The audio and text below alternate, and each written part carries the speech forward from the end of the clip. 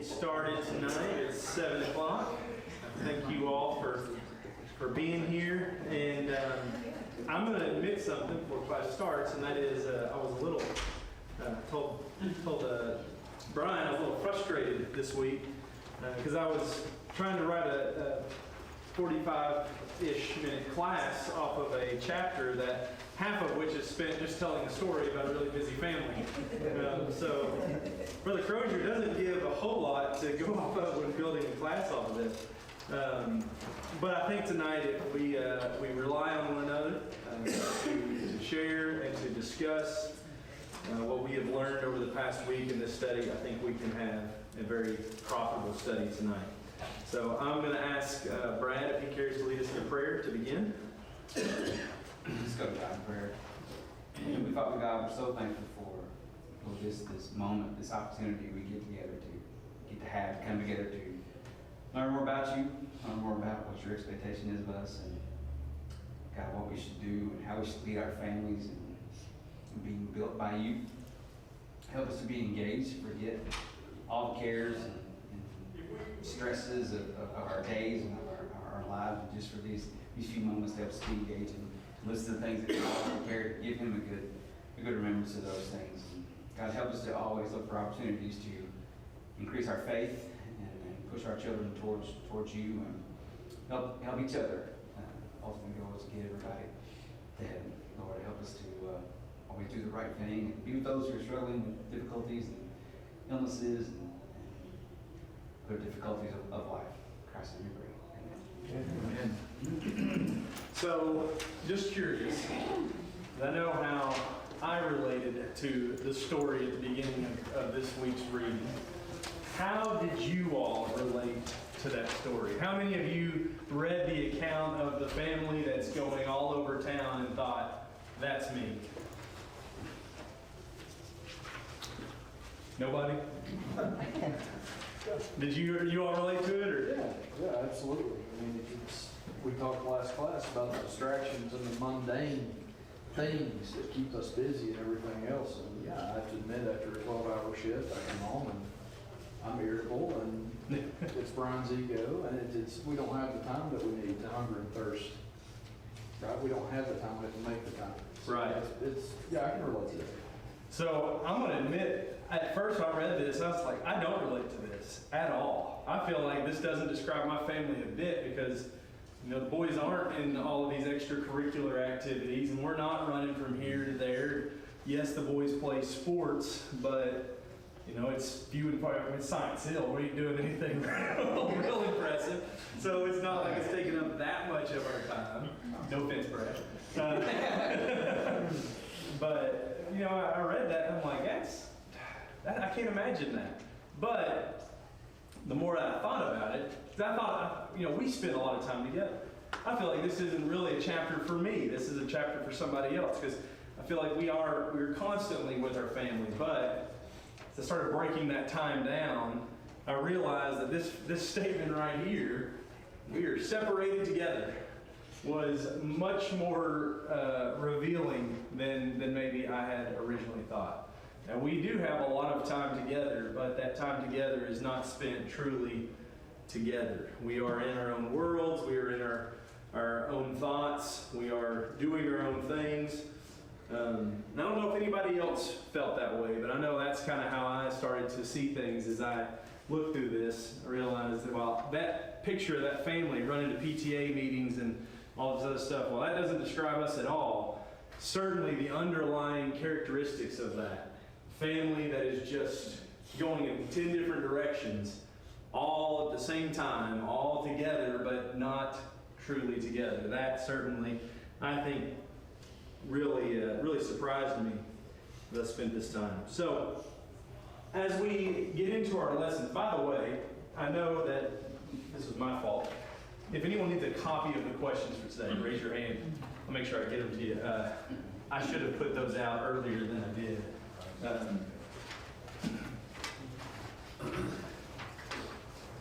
Made those available late Sunday afternoon. You on it? I didn't see you there, Jason.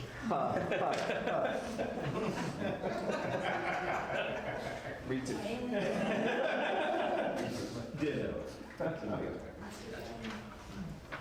So the first question that we have on our handouts is, what are some ways we unknowingly separate our families? I think that for me was really when things started to click. I was like, we're not separate. We're all together.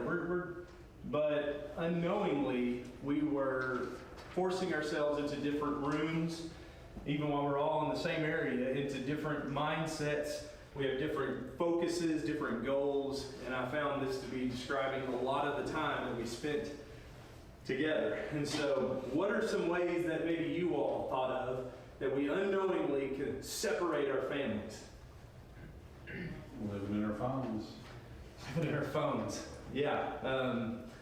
I know for me, that is definitely an addiction that I have to be mindful of, that if I'm not careful, got to fill the dead space in the room. The easiest thing to fill it with is just pull my phone out and forget it's there. Just start looking through Facebook or YouTube, and yeah, absolutely, living in our phones. What else? TVs in the bedrooms. TVs in the bedrooms, yeah. What are some things you've noticed about that whenever, do y'all have TVs in the bedrooms at your house? No. Well, we do in ours, but, it's, none of our kids ever had a TV in their bedroom when they were little. But I tell you, our kids would spend a lot of time in their bedroom. Actually, our oldest spent a lot of time in her bedroom, and as discipline, she had to come and spend time with us. So, but the TV, I mean, even when you're in one room together and the TV is on, are you being together? Right. So, Yeah. just turning the TV off. Yeah, absolutely. And I know kind of on that same point, my two youngest, they want to always be the ones that are watching TV. Can we watch a movie? Can we watch a show? Can we watch something on YouTube? They have their things they want to see. Ryder, on the other hand, is, can I read a book? And a part of you are like, yes, raising him right. But at the same time, it's the same thing. He's going to his world and he's shutting the door on everybody else so he can get lost in this adventure novel that he's reading. What else? Video games. Video games? Absolutely. Certainly can. Got any experience with everybody you can share with us? No? Certainly. I have an obsessive compulsive personality and it would not go well. Yeah, absolutely. Certainly. That's been a big thing for me in my life, is I will get lost in games, and my children, they like to do the same thing. And now you have your phone, but you also have switches and all of these powerful computers that you just pull out and you can kill time all day long and never get anything done whatsoever because of gaming. Yeah, absolutely. One thing that stood out to me about ways that we separate our families, at least for us, is kind of like what you described. I've been gone during the day, and when I get home, I want to talk to Holly. I want to catch up with her. I want to find out what her day's been like. I want her to hear about what I had to deal with, what I've figured out, what I studied, what I thought was cool. There's all sorts of things that we want to talk about. And at the same time, the boys want to be there too. And it's real easy to say, hey, this is our time, and kind of push them out. And we need to have that relationship with one another. We need to have that intimate time together. But without really intending to, we're separating our family. We're pushing them away while we try to build on this individual relationship. And I don't think that's necessarily wrong, but it brings up some concerns for me as I begin to tend to think about it. What are some concerns for you as to how Satan will use that? Our televisions, our video games, phones, not using our time wisely together. What are some ways Satan can use that to really do damage in our families? None of it's wrong. None of it's inherently wrong. Yeah. So Seems innocent. it seems very innocent, and you go to church 3 times a week. You do still study throughout the week, but maybe not together or not enough doing anything, with the kids. We're still doing, so it's getting in, Satan is really getting you in that routine and mindset of there's nothing really wrong with this. Right. So I guess that's the big concern for me is, as I was reading this, I was like, I can see where I've been lulled to sleep at times with this, and that's the problem. So you ever have that feeling when you're driving down the road, and then all of a sudden you're like, I'm driving, forgot I was doing that, and you don't remember like the past 5 miles, and it wasn't interstate. You're like, how did I get here? This chapter, as I read through it, and as I really started thinking about it, I realized that's our family life sometimes. It's like, oh yeah, we have a family, and we have responsibilities, and we have an enemy that wants to use our sleepiness, our laziness, to try to fit his will. What are some other concerns that you all have? Well, one thing that we deal with is siblings like to argue, and they don't get along sometimes. And so anytime that we have peace and quiet, and usually that comes when they're doing separate things and not anywhere near each other, it's like, okay, well, this is a successful day. Well, we're not really teaching them how to deal with their stuff and, get along with each other and that sort of thing. And so I think we're missing out on teaching some major things that they need to learn, just because it's easier, quieter, and from outside perspective, it looks okay. Yeah, and so these notions that this isn't inherently wrong, things look like they're going in the right direction. I think we get this mentality, and in fact, I know our children seem to get this mentality, which is, I really don't have that much to be worried about. I've got God. God's on my side. Do we need to be afraid of the devil? I know we asked our kids that literally just a couple nights ago. We need to be afraid of Satan? No! I think that's the number one thing that concerns me about this, is that Peter tells us that Satan is like a roaring lion.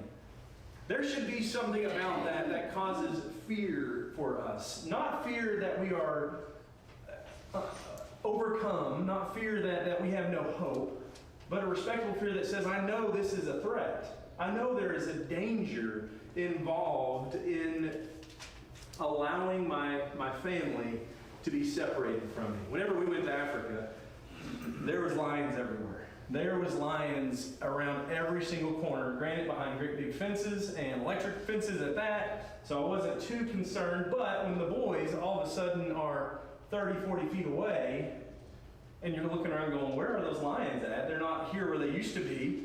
You get a little nervous, even though everybody's telling you it's fine. Everybody's telling you you're safe. You get just a little bit concerned. Where are my kids?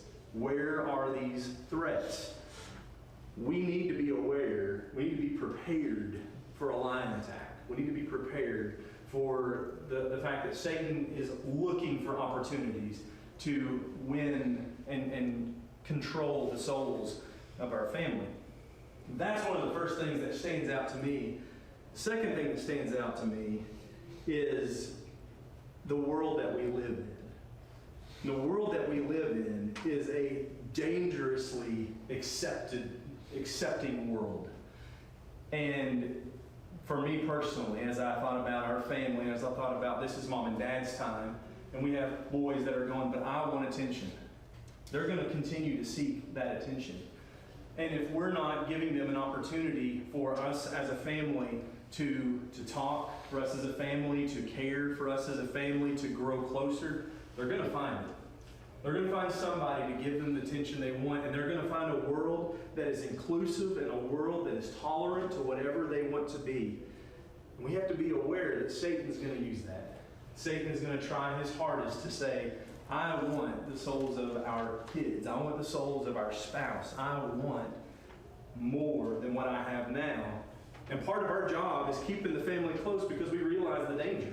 We're just going to we're going to huddle up and we're going to be prepared to use all the things that we have at our ability, all the things that have been provided to us by God to defeat our adversary, but knowing that he is real, knowing that he does pose a threat to us. And the world is more than happy to answer their questions. Yes. Yeah. 100%. A world that is begging for an opportunity to tell them their version of truth, their version of here's where you get your help, here's where you get your joy, here's what's important. Absolutely. So, another thing that I wrote down was having this TVs and rooms, video games, having these things that pull us apart, it tends to make us look inward. It tends to make us look like this is my time. This is what I want to do. This is my hobby. This is my favorite thing. Why aren't you giving me attention? It really tends to cause us to look inward as opposed to giving us opportunities to look outward, to serving others, to glorifying God. So in our lesson, we recognize the very easy nature in which the family can be drugged in different directions and pulled apart. And there are very few verses that we see in the actual lesson. One of them comes from Deuteronomy chapter 6. If you want to turn your Bibles over there, we're going to spend a little bit of time because when you don't get a lot of verses to go off of, you dig into the ones you get. So we're going to dig in some to what's going on here. And one of the first things that I wanted to bring up as we got ready to examine what Brother Crozier used is just as a whole, 30,000-foot view, flying over the book of Deuteronomy, what do you see? What's the context of this book?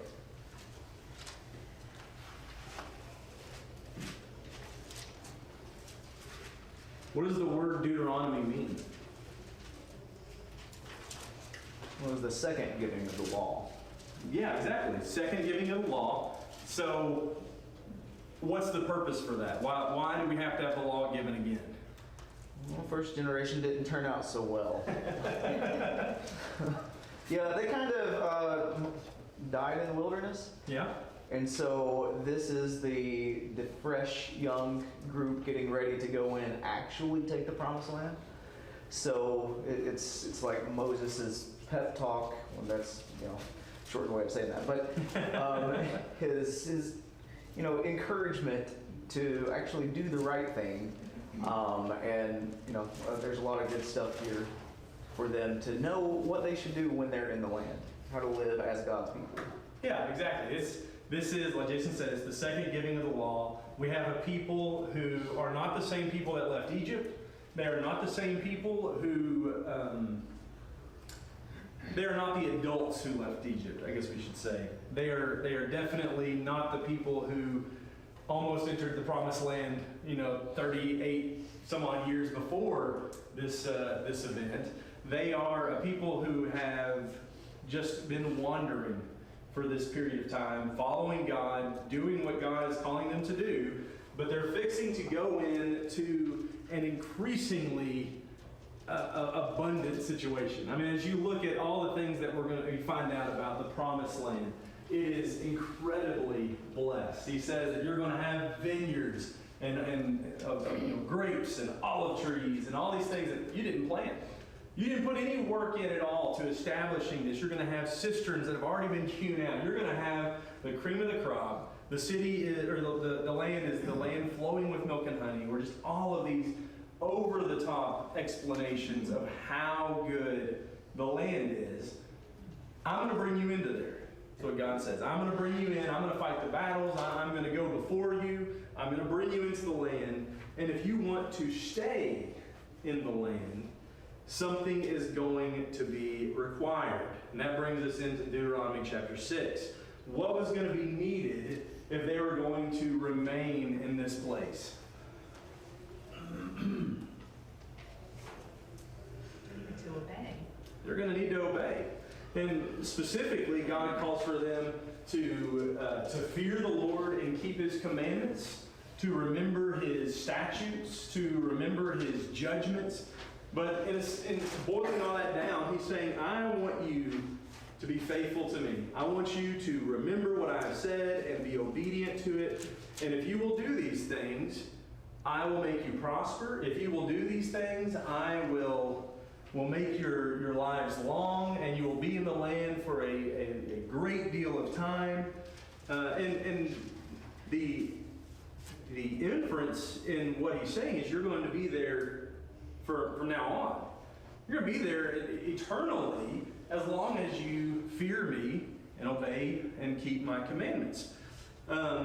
He goes on to say here that because of this, specifically starting in verse 4, Hear, O Israel, the Lord our God, the Lord is one. You shall love the Lord your God with all your heart, with all your soul, with all your might.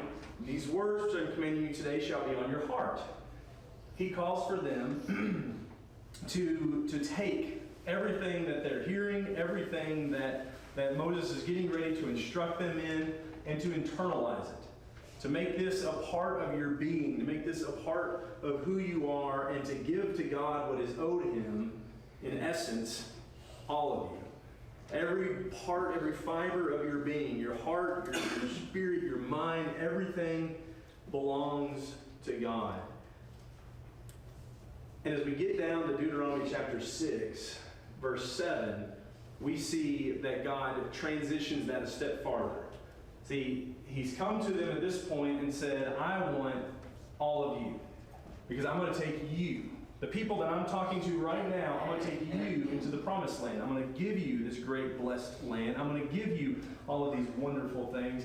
And what I require of you is to be faithful, is to be obedient, to remember what I've said, and to follow in that. In verses 7 through 9, he makes a provision for securing that in the future. What is that provision? Teach your children. Teach your children. To be teaching your children, to be instructing them. What are the different ways that he invites them to do that? I say invites, but I guess we should say commands. But we use his language there, not ours. But to me, when I read this, I feel like this is kind of like a cut on me, or like a big wake up call to me, like in the sense of, if that verse said, you shall teach them to your sons, that would have been a really good stopping point for me right there. Because I'd imagine everybody in here qualifies for that. Very, very much so. And if you all qualify for the rest of the verse, you guys have been better than me. Because it says diligently, then he goes into detail what diligently means. So what you were asking, sit in your house, when you walk by the way, when you lie down, when you rise up. I mean, that is throughout the day. When they are around is when we're supposed to be teaching them. And, I know that that's something I need to work on with that. So Absolutely. The diligently is very much stressed there. Yeah, reading verses 7 through 9 has a wonderful way of belittling the efforts that you go through to teach your children. Because I can say that I like you said, I try to teach my children the things that God has said. I want to impart on them the gospel of Jesus Christ. I want them to know what he has done. I want them to fear and obey him. But does verses 7 through 9 describe the way that we teach them? So oftentimes it doesn't. Yes, ma'am.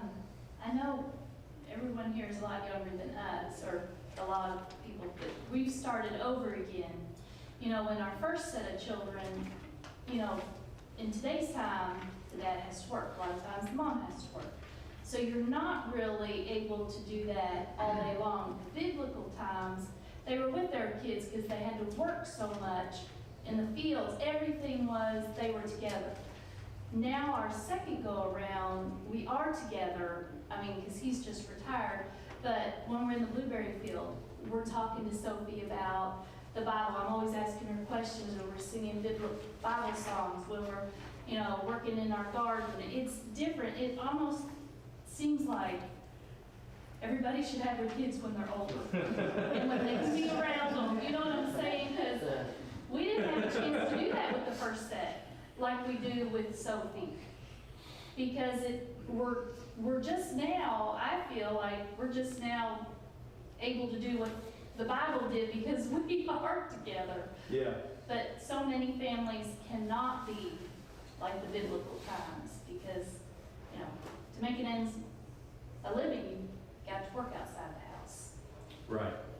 And you bring up a great point, and that is that the life of Israelite was a lot different than our life. Very few of us have had to do the things that they did just to survive, and we may hunt for our food, we may chop wood, we may garden, we may wash our clothes in a river, but we call that a hobby. We call that camping. We do that for fun. They're doing that for a living. I mean, this is a necessary part of their life. And as they live these survival skills, they're teaching the next generation to carry it on. You want to eat, you learn how to grow. You want to be clothed, you learn how to sew. And as they do that, they're teaching the commandments of God. And I think for us today, carrying that over, we have to be careful not to take the root of Moses and come up with all sorts of excuses why we can't do that. Because I know that's my go-to, like immediately is, I would do that if, and then I can start listing all the things that are going to stand in the way of that seem more important. But going back to the lesson from just last week, seek first the kingdom of God and his righteousness. What is absolutely most important? Well, it's this promise that I'm going to make you prosper in the land that I'm bringing into, and I'm going to take you in there, and I'm going to fight for you, and I'm going to be the one that delivers you to the land. But you got to fear me, you got to obey, you got to be faithful. For me, that's important. It has to be. It has to be of utmost importance. But for my kids, and that's what Deuteronomy 6:7 is trying to instill in their minds, is this is more than just a statement to this generation that has come through the wilderness. This is a intergenerational statement. That is of most importance to the 90-year-olds, which there were none there, but other than Moses and a few others. But it's of most important to the eldest of that group, as it is to the very youngest, to the babies that are being held by their mothers. This statement that God makes here is necessary for life. That's what he's driving at. This is absolutely necessary for life. If you want your days to be prolonged, if you want to multiply in the land, if you want to be prosperous, the next generation needs to know more than just this is how you survive, this is how you make a living, this is how you pay the bills and balance the checkbook. They will need to know this is what God requires. This is the God that you belong to. And I think that's an interesting thing that we do need to differentiate between for us and them, and that is the children that he's describing belong to God.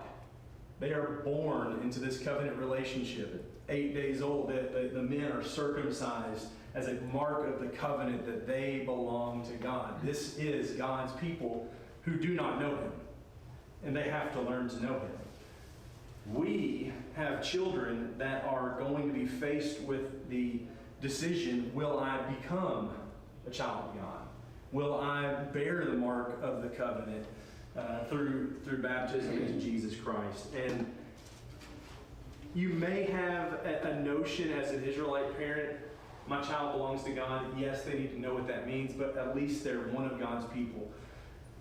We have to see our children as works in progress that are trying to get into that relationship. May not need to be into it today, but need to know the God that they are going to belong to one day if they ever hope to belong to him. Anything else on Deuteronomy 6:7-9? When I read that passage there and talking about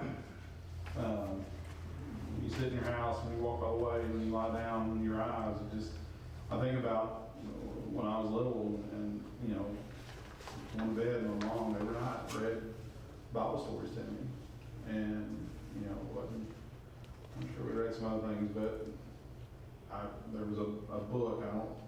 I need to see if we still got it somewhere, because it had just all those Old Testament stories and stuff, and that was. Was it like that thick? Yeah. It was gold?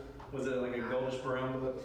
Because that's what we had. We had that big goldish brown book that had all the pictures, and every church I've ever been to has that book somewhere in the library. I don't know if that's a Church of Christ thing or what. You remember that, and it makes an impression on you. And when there were storms or anything that we were afraid of, the answer was always, well, hey, why are we not afraid of this? Mm-hmm. Who is our protector? And I think that's the essence of that, is just always speaking faith and speaking truth in your kids in every situation that comes up, and trusting God to bear fruit with that. Absolutely. That actually gets into the next question is what are some ways we can ensure that our families are growing that knowledge? And you I think, hit the nail on the head with just being watchful for the opportunities we have. Because we may not have as many as your typical Israelite had, as your typical New Testament Christian had, but we still have countless opportunities to turn the time that we have into time that is meaningful for them to see who God is, what God is able to do, what God requires of them. Speaking of being afraid, I know, can't say that I always recommend this, but the boys come to me and say, I'm scared that something's going to happen. There's a storm outside. There's somebody that's going to break in the house. We're going to all get COVID. There was some fear that's always, I'm afraid of this. What if I die? I finally started answering that question is, well, what if you do? What happens next? I guess I see Jesus. And I was like, yeah, does that sound so bad? Go back to bed. It's going to be okay. I'm not saying that's the proper way to respond to that. Same thing. I would answer my children the exact same way. Now what? What are you going to do? Go to heaven. Really? It's like this is what we have waiting behind that door. I don't need to be afraid of that. But, we can use the time that we have. And like you said, we can use that to point to God. This week we've been, trying to read in this book. Spend a little time with our kids, sitting around. We're going to read this book together. I know Madden's age group, they've got a laundry list of verses to read every single day. You need something to read? Pop open one of these and read that, because I guarantee you there's plenty there to discuss. Last night, we just built a campfire, sat around the campfire and sang songs. Just choosing to use the time that we have. It doesn't have to be monumental. It doesn't have to, and I think sometimes we get this picture like we need to do big things. We need to get them involved in big things. We need to do, make sure they're at a kid's study. We need to make sure they make it to the Sunday afternoon kids training. These things are great things, but it doesn't have to be big things to make an imprint on your child, on your family, that God is important. A tradition that we have in our family is on birthdays, and we started this when Ryder was like 4 or 5. Dad's got a Jeep. You want to go for a ride? For them at that age, that was super awesome. At this age, it's more like my hair's going to get blown over. You can guess if one says that, it's not Easter. So we're going to get in a Jeep. We're going to go for a ride. We're going to wind up at Waffle House or here, Waffle King. Madden's actively trying to petition for Cracker Barrel to be the new place. But we're going to go somewhere. We're going to eat a meal together. We're going to talk about the year. What was your favorite thing about being this age? What are you looking forward to for the next? We're just going to discuss these things. And it's become a part of their life.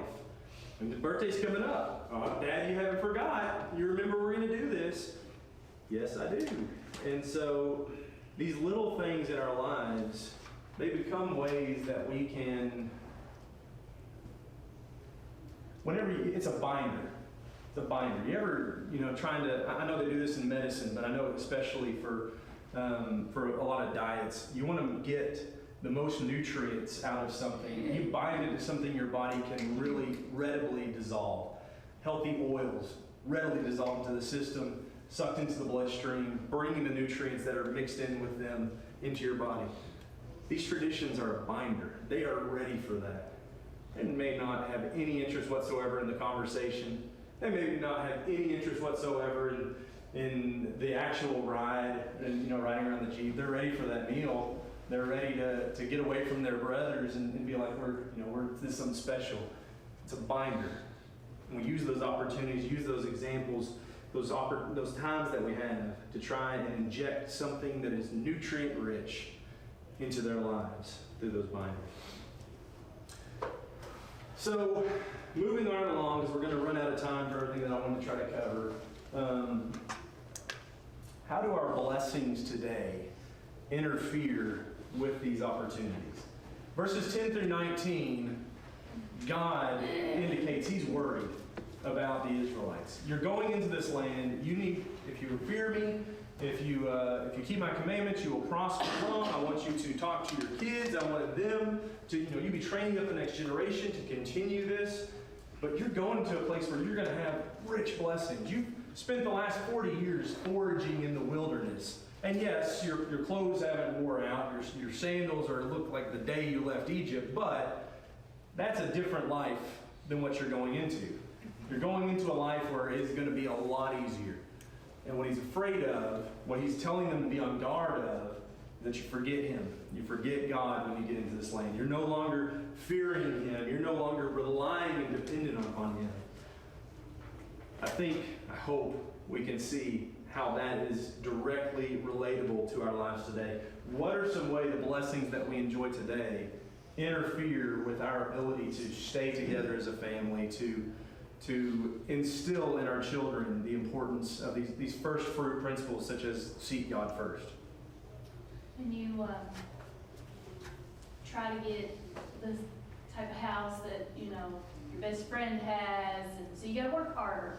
So it takes you away from your family. So, you get a better job, but you got to work more hours. I mean, all that's blessings. So realizing, your kids don't need a big house. Your kids don't need you to have the best job. They just need you to put enough food on the table, clothes on their back. The more times you can spend with your kids, the better off they're going to be.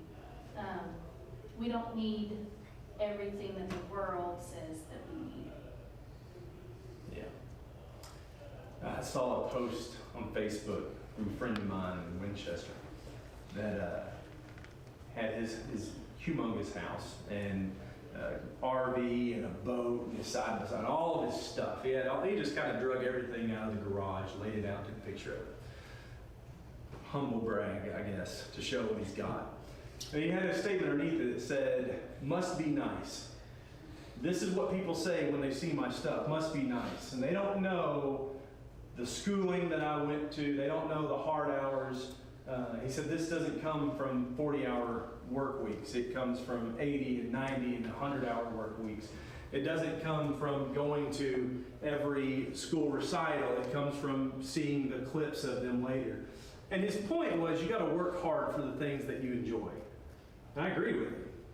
But what are the things that we enjoy?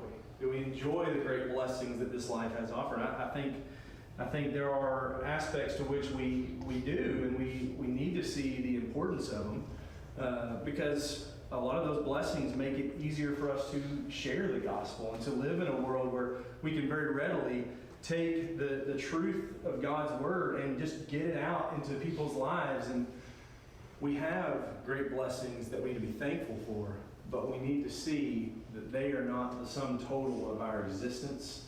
We need to teach our kids they're not the sum total of their existence as well. Kyle, I think it's that blessings.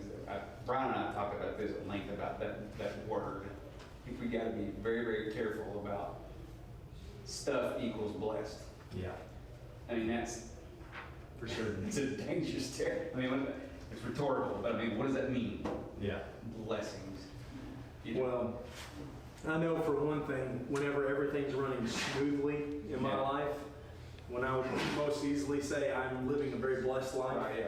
I find myself a lot less anxious for the opportunity to go before God in prayer, because I feel I don't need it as much then.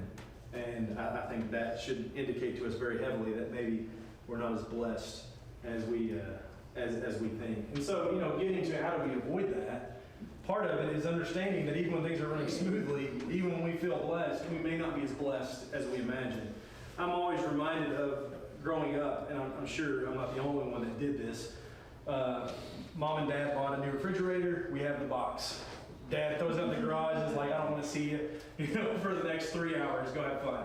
And we're in that box, and it becomes a spaceship immediately. Me and my brother, we go to every planet in the galaxy. It is a blast. And I vividly remember patching air holes and being attacked by aliens and all the things that go on. But when we got all of those problems fixed and we ran out of ideas, we realize we're setting in a big box. And very quickly we're like, this is now boring, and we're done. We need to be able to teach our kids we're in a big box. That's what this life is a big cardboard box. And we may patch all the holes and make it look as pretty as possible. But at the end of the day, this is not our own. This is not where we are going to spend eternity. And, you know, I think it's important for us to recognize that we do have blessings. I think it's important for us to teach our kids that good things in life are meant to be thankful for, but, you know, our vacations aren't the greatest moments of relaxation. And sitting down at the end of the day, and I always think you have a big iced tea and you're just like, man, does it get better than this? Yes. If this is the sum total of joy, then life is pointless. There is something much greater than this. All right, we're going to run out of time. So verse 20 stands out to me so much in Deuteronomy 6, verse 20, because what happens is when you do this, when you talk to your kids about the laws and the commandments and the judgments of God, he says they're going to ask questions. That feels like an accomplishment. I talk to my kids about the gospel, and sometimes they stare back at me with a blank look, and I'm like, I don't even know if they're listening, much less they're not asking questions. So kids are asking questions, but I think that's also a part of the nature of children. They want to know why. When you start talking to them about the things that you are to do, why? Why does, talking to our children, why does God sacrifice his son? Why does God want me to obey my parents? Why does it matter if we do or do not attend church services? What does all this mean? Our kids are going to ask questions. It may not happen when we want to. It may not happen when we're prepared to answer them. But eventually, if we continue to put things in front of them, they're going to wonder what's going on. I want you to consider how God instructs the Israelites to respond to that moment. Whenever the Israelites are looking at their parents and they're saying, why does it matter if I plant corn and wheat in the same field? Why does God care about that? And why does it matter, Mom, whenever I'm sewing an outfit that I mix wool and cotton? That seems to be pointless, just an arbitrary rule. Why does it matter? What does it mean to have a God who commands us to do all these weird and different things from the world around us? Verse 23. Verse 23, he says, he brought us out from there, talking about Egypt. He brought us out from there in order they might bring us in and give us a land which he had sworn to our fathers. That's why it matters. Because God is changing us. You go back and you read through Leviticus, and you're going to find again and again and again, these laws have absolutely nothing to do with hygiene. If anyone ever tells you that they didn't eat pork because they didn't know how to cook bacon well enough, that's not true. It's not to do with hygiene. It's everything to do with holiness.